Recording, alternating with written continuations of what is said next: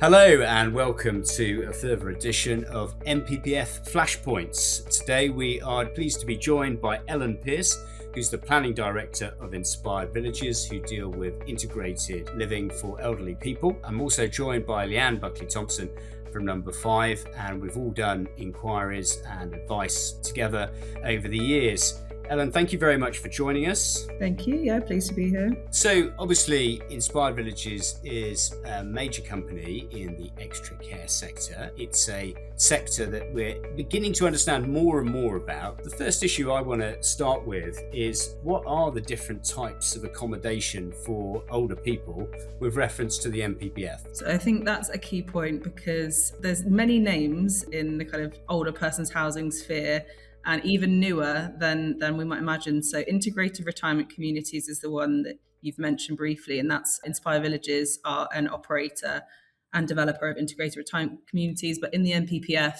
we have three types mentioned. So you've got retirement housing, housing with care, and care homes. So retirement housing and care homes people will be much more familiar with. But sitting in the middle, we've got housing with care. And that's what integrated retirement communities fall within. So they're comprised of extra care units and all of the communal care facilities that support the people living there.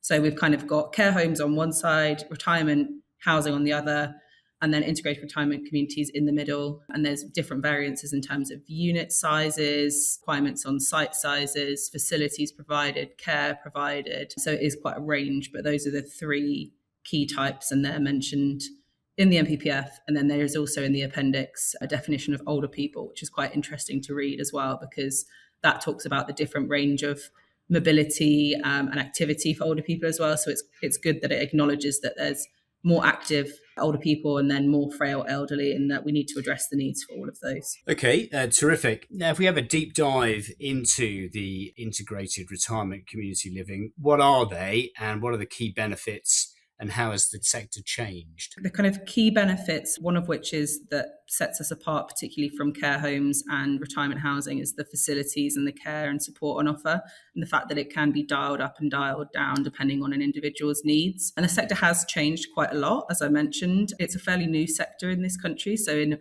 Australia, New Zealand, America, there's a lot more choice, and you hear a lot of mega retirement communities of like 50,000, 100,000 properties, which is crazy. I mean, here, the kind of standard unit size for an integrated retirement community is about 150 units, and they range from about 80 up to about 200, 250 is kind of the largest they generally go. But it has changed a lot. And I think a key focus in the past few years has been about offering more choice, and more choice in terms of tenure. So there's a lot more models coming out in terms of just rental options. We offer rental as well. Then there's affordable options. There's also different mix of unit sizes and types, so apartments, cottages, bungalows. So trying to offer a choice for people as they grow older, really. Wow, 100,000. Yeah, we had some residents that had another property in a mega village in Florida, 100,000 units, they said. Yeah, I mean, we've got nothing like that, I suppose, apart from the Cotswolds and Sussex.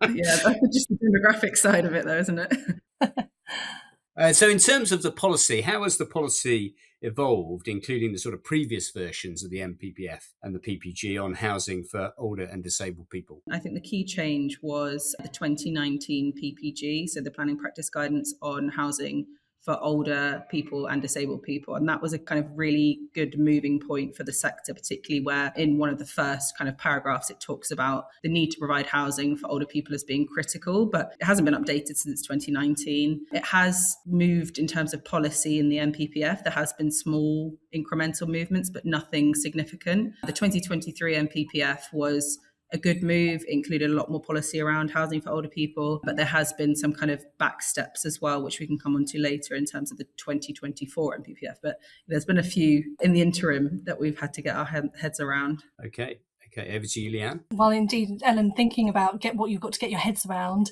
of course, the consultation draft, the focus for us really, chapter 6, dealing with the sufficient supply of housing, and thinking perhaps first about plan making policies. Then it's policy H01, isn't it, that deals with assessing the need for homes. How do you think that policy could impact the delivery of housing for older people specifically? Yeah, so part 2B, to be specific, of the draft, it looks at housing or other accommodation needed for different groups. And there it does specifically reference older people. So the three types that we talked about earlier: retirement housing, housing with care, and care homes. But that specifically is talking about when development plans are prepared. And that hasn't really changed a huge amount, which was previously paragraph 63 of the current NPPF. Should say. So it's mentioned there, which is good, but it's not a massive change. But it's not mentioned in part 1 of policy HO1, draft policy HO1, which is where it looks at spatial development strategies and housing needs assessments, or in HO2, which is around setting requirement figures for homes. So it's not that helpful in that sense, because whilst there is an onus to consider different groups when preparing development plans, there's no onus to actually consider them in terms of setting requirements or measuring those. And I think that's really important, that that should be kind of factored in when people are making responses, looking at how that might be improved to actually ensure delivery. And then the other point is around SDSs. So I think that came out yesterday, didn't it? In terms of, well, our yesterday, which might not be everyone's yesterday, which was the 12th of February, which is looking at the different geographies. And I think it's broadly county-wide. I could be wrong, Leanne, but you can correct me, but it kind of aligns broadly with counties, which is very different in terms of if that's how housing needs for older people are going to be assessed. It's going to be quite challenging to align that with NHS geographies, and the same with adult social care budgeting as well. So it's going to be a bit of a transitional period to look at how we can make sure they all align going forward. So certainly still some missing elements really then in terms of how national policy is seeking to drive forward and assist older people's housing. I mean, one of the other elements that we see is in policy HO4, isn't it, which deals with land for large-scale residential and mixed-use development. And we do see mention there of older people's housing. We see that in the context of requiring local plans to identify specific sites, infrastructure, but also site-specific requirements for large-scale development. But how do you see that working in practice in your sector? So I think it can work really well when you've got mixed tenure sites and they include requirements for housing for different groups, including older people's housing.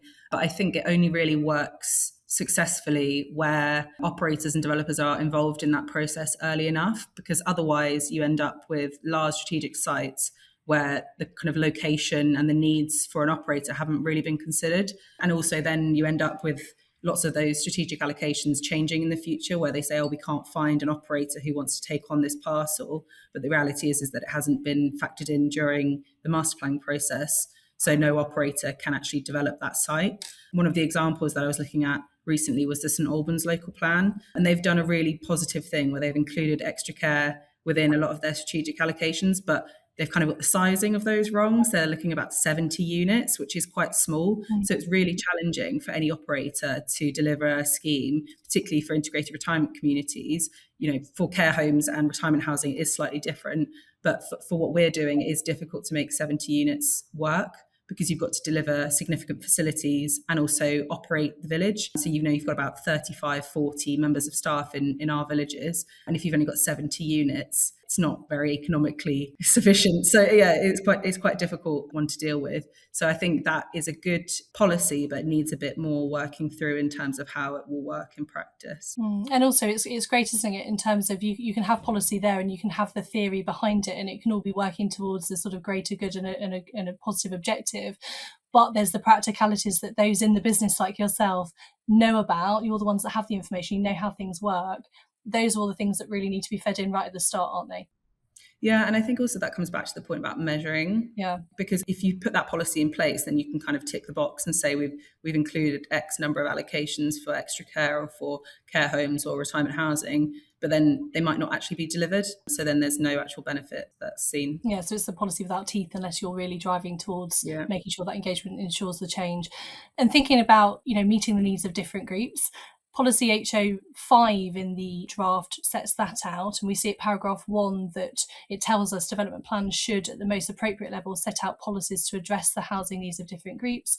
Those are specifically earmarked and signposted as being assessed under HO1. But interestingly, in telling us what that should include, we see, don't we, it's a paragraph B, a specific reference to M42 and M43 of the building regulations. Now, Is that something that's going to help delivery of housing for older people, Ellen? I feel like I'm being really negative because I keep on saying no.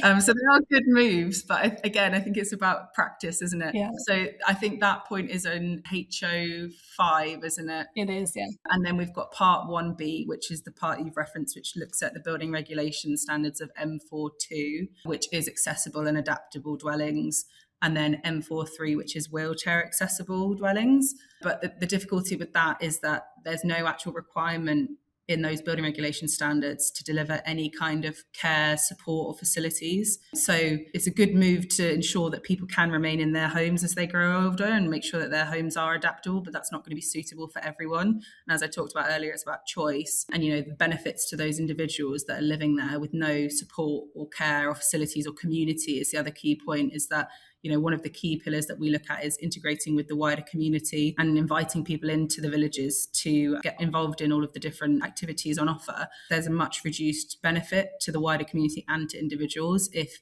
all that we're doing is acquiring building regulation standards for wheelchair accessible or adaptable dwellings. So I think that is not as beneficial as it might seem on paper. I know areas in London have got 90% M42 requirements and 10% M43. So they should all be accessible and adaptable, but how that will be delivered and the cost of that is another thing to consider. Even for general housing developments, they're all going to have to bear that cost of ensuring that they've got 40% up to that standard, which is going to increase costs going forward. And obviously there's an impact. If there's increased costs, there's an impact in terms of what can be delivered elsewhere in the project, isn't there? Yeah. Good. Back to me then. If we have a look at national decision-making policies in the draft NPPF, policy HO7 is about meeting the needs for homes. Is it an improvement from the perspective of your sector? Yeah, so I think that's one where I can say yes. Finally, we can say that there is an improvement. So the wording around substantial weight being given to the benefits of providing accommodation towards meeting evidence needs of the local community, that is good news. So substantial weight is the standard there, which I think is a positive move forward. I think there's 2 points to kind of touch on here. The first being about the evidence needs.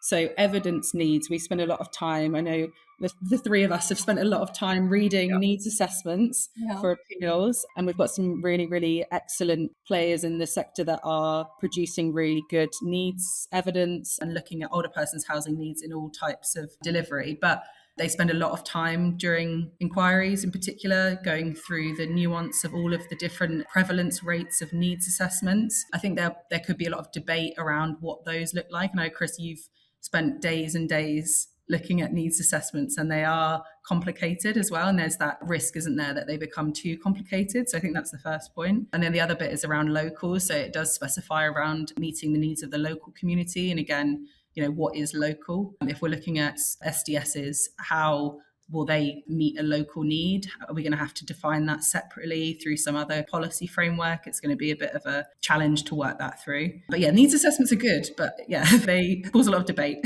Yes, and I have to say, my own view is following, our Sonning Common case, where the inspector took a view that our expert, Nigel Appleton, was being too conservative. And actually, if you want this sector to grow, we don't just sort of look at a very small proportion of people being accommodated in accommodation for elderly people. What we should be looking at is expanding it massively, having ambitious targets, and of course that would free up lots of family housing, as we know. So yeah, I agree with you.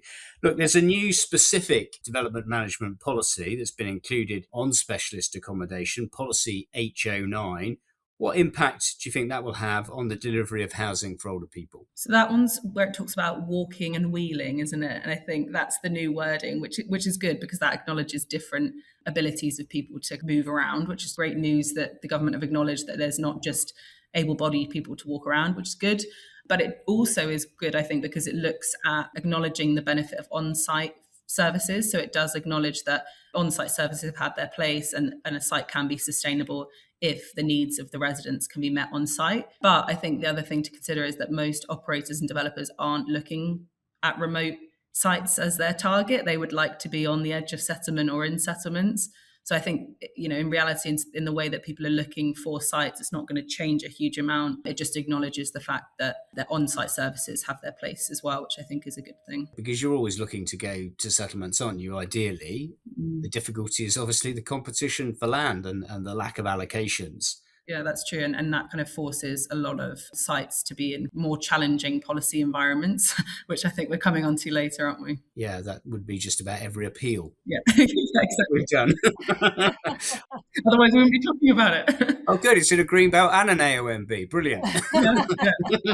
You're joking, but it did happen. So yeah, it did happen, didn't it? Just, yeah. Okay. And we were successful. So that's the important bit. Okay. Over to Leanne again. Yeah, I mean, thinking about difficult sites and, additional hoops that one has to jump through, greenbelt policy has obviously been somewhat of a hot topic, particularly given the introduction of the concept of grey belt, which we saw with the last iteration of the framework and our current framework that we have in place at the moment.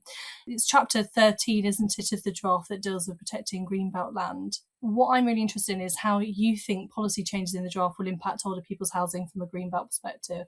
Yeah, I think, as Chris mentioned, it is the competition for land, I think, is the challenging thing for our sector, in particular, competing for allocated sites which have been allocated for C3 uses. So we won't be able to compete for those because, as I mentioned, you've got facilities, you've got different building standards, you've got higher build costs. There's lots of factors that have been explored in great detail around why it is more challenging for older people's housing to compete for land, which does mean that greenbelt policy is relevant. And I think 2024 NPPF caused quite a bit of confusion, in particular the application of the golden rules. So this was the requirement for 50% affordable housing to be provided and how that worked with the PPG on viability. So the PPG does explicitly set out circumstances where viability assessments are appropriate at decision-making stage. And it does explicitly talk about older people's housing as one of the typologies where it would be acceptable. But then we then come back to golden rules and how that kind of fits in. And there's been quite a few appeals recently which have looked at that. So where there's a 0% requirement for C2 uses, for example, you're then applying the 15% uplift. So that was the case where there was the Beaconsfield appeal by Beechcroft. So they did meet the golden rules because they had a 0% policy and then they had 15% uplift. So that was achievable for them to meet on site. But then you then have another appeal, which was also 15% affordable housing provided. But because the policy wasn't explicit to exclude C2 uses, it didn't meet the golden rules. So I think there's been quite a lot of confusion in the way that that has been applied, particularly through appeals. So I think that should be clarified either through the NPPF or through the PPG when that is updated following the publication of the NPPF later in the year. So yeah, in summary, it's difficult for operators of integrated retirement communities in particular to meet the golden rules unless the policy is explicit as 0 for C2 uses, which is rare. It's a challenging position for us. A lot of local authorities are also putting forward very special circumstances as backup cases, even when you're on a grey belt site, which is what we had in one of our applications near Solihull last year. So that was approved locally, but the officers had a bit of a challenge because they had to put forward the grey belt case and the golden rules not being met, but then they had a very special circumstances as a backup to present to members. And I think that's happening more and more. And without this clarification, it's just going to keep on happening. Absolutely. And we need to remember, don't we, the importance of clarity and planning in particular because of the involvement of members of the public. You need to be able to understand it. But also, you have planning committees that are trying to grapple with these issues as well. So that clarity, I think, would be welcome from the government. It's obviously helpful that we emphasise to planning policy drafters that it'd be helpful if they set out within policy, clear exemption in terms of C2. But actually, really, all policies framed on the framework and the PPG, isn't it? And we know the PPG now sits at the same level as the framework as a result of realisations, but nonetheless, that clarity would be helpful. And so thinking about that and thinking about how one might make adjustments even in terms of national policies it's currently drafted, and as the draft consultation draft has set it out, there are instances, aren't there, where viability assessment can assist you in justifying a move away from the strict policy text, and we see that in the draft, particularly policy GBH, where there's 3 separate circumstances, aren't there, at the moment that's been proposed in terms of when a site-specific viability assessment might justify any adjustments to national greenbelt policy in particular, certainly in terms of older people housing. I think it's a third of those circumstances, isn't it, which talks about where the development models of a wholly different type to that assumed in the viability assessment that informed the development plan, so that's really helpful. But then we also have the broader broader policy DM5 in terms of viability assessments throughout. So where there's a lack of policy compliant with not necessarily Greenbelt, but any policy within the framework. I can guess perhaps what your answer is going to be here, Ellen, but how important are those sorts of policies, particularly to your sector? Yeah, so DM5 is the one, isn't it? And GB8. And I think here it's almost looking with the significantly different from any typology assumed in the development plan viability assessment, looking at ensuring that local plans are prepared to look at different typologies, which I do understand the aim of that policy, but in reality, it's very challenging for local plan viability assessments to look at every single typology. And we can't really rely that they don't do that. So, it's difficult for a whole sector to exist on the basis that you're relying that local plan viability assessments don't include your typology. If we could get the PPG to clarify in the same way they've done that for build to rent, that would help. Because otherwise, even though we do make representations to local plan preparation processes around ensuring that different types of housing for older people are included in the viability assessment, it's very rare that you will actually have that properly assessed. And so I think that exclusion, whilst it might apply quite widely at the moment, in the future it may not. And we can't rely on that as a way to ensure that delivery of housing for older people happens. That is something that will need to be smoothed out in the future, either through the PPG or through the update to the NPPF later in the year. The phraseology they've got at the current moment in the draft is wholly different type, isn't it? So it's what does that wholly mean in terms of the extent to which it can be suggested that your sector is covered in an assessment? But not only that, it doesn't say the level to which it needs to be covered within any viability assessment. So if it's referred to at all, there's the argument to say, well, that circumstance isn't ticked. And that's a real risk, isn't it? And may well be something whereby the sector needs to be thinking about the way that it contributes to the local plan process, actually, in terms of questioning the extent to which a viability assessment deals with your sector and the issues that face it. Yeah, and it's the same with standardised assumptions, isn't it, on viability? And I know those are coming in more wholesale, and that, again, making standardised assumptions is difficult for any different type of housing that's produced because they are not standard is ultimately the point, isn't it? Absolutely. But when the consequences are that the framework could bite in a particular way for you, it becomes even more important, doesn't it, I think, at the local plan stage. Good. Okay, then to wrap up then, I've got a series of sort of broader questions really, which is moving away from sort of just the NPPF. For your sector, what are the biggest challenges at the moment? So I think planning risk is obviously part of that. Otherwise, I don't think we would be having this conversation. But it's kind of part of a bigger legislative and regulatory change that's going on at the moment. So one of the other points that kind of sits outside planning but is related is around leasehold and freehold reform. So most integrated retirement community operators are part of a network called ARCOS, the Associated Retirement Community Operators, who are kind of a sector body that represents us. And they've spent a huge amount of time working with government to look at how leasehold and freehold reform would apply to older persons housing. That is taking a lot of time up in terms of legislative change. And that is, again, another risk. If leasehold houses are banned, that could be quite a big issue for bungalows where they're managed by operators such as ourselves or cottages. And then it's the same for things like the Building Safety Act, how that will bite to us and how we can deal with that. So there are big changes afoot. And I think these are due to the fact that we are operational businesses as well as development businesses. And that is something that sets us apart, that we don't just develop retirement communities and then leave. We are there as the operator in the long term. And the aim of the business is to ensure that people that live with us live their best older age and the most healthy and connected, happy lives that they can. That is a big challenge, is the operational factors, I think, outside of planning. And the other key challenge is around who are our competitors. I mean, the main competitor is people staying put and not moving into suitable accommodation in their older age.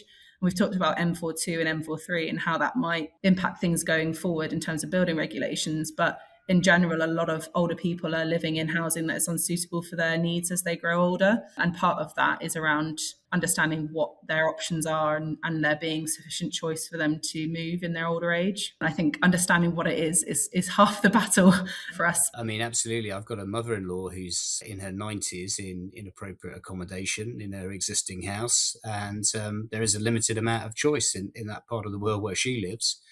We should absolutely be exploding this, shouldn't we, on a massive scale? Thinking about the NPPF overall, is it a positive movement?